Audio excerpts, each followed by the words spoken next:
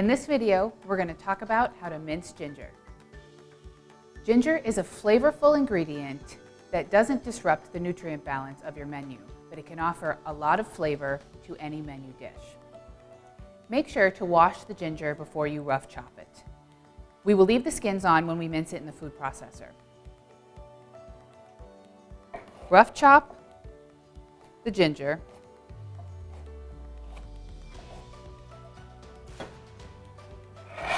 And then place in your food processor. Before using the food processor, review the safety manual and user guidelines. Place the lid onto your food processor with the blade attachment. The lid must be secure for the food processor to start.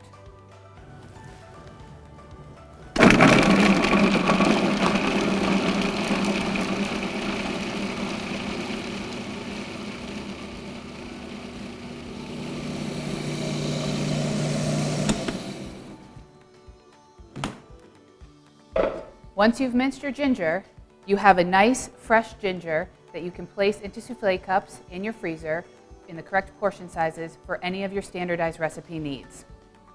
You can pull it out of the freezer whenever you need it for fresh, delicious ginger.